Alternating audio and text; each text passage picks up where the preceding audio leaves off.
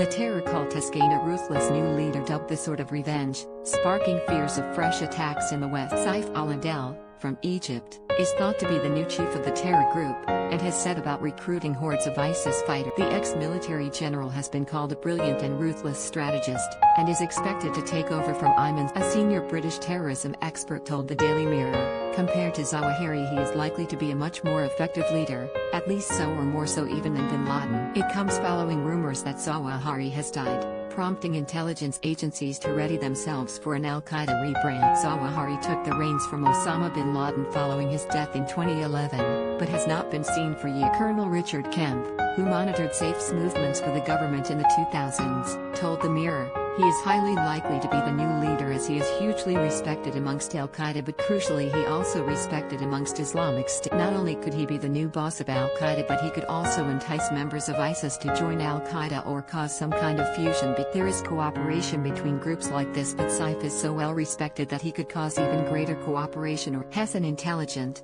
strategic thinker in al-Qaeda has been in the doldrums under Zawahiri. Colonel Kemp said that fears were growing that Saif could re-energize the movement, and could look to reinvigorate the organization in the US, and he added that Iranian influence on the group could also be hugely problematic, and Tehran could use the network to punish the US from afar without claiming direct responsibility for an attack. Meanwhile, former FBI counter-terror expert Ali Soufan told the paper that Saif could be the third emir. He said, Saif's revered status with the movement as well as his deep experience as a military intelligence and security leader and terrorist planner make him a potentially danger. It comes after US officials warned that the West faces the dual threat of ISIS and al-Qaeda as the terror cults rebuild in the Middle East. ISIS militants are smuggling £100 million into Syrian jails packed with brainwashed fighters ready to bust out and create the second incarnation of the caliphate, US officials say. Meanwhile, al-Qaeda is regaining power in Afghanistan under the protection of the Taliban along the border with Pakistan. According to the Mirror, the group's leader Ayman Zawahiri may have forged a close relationship with the Taliban,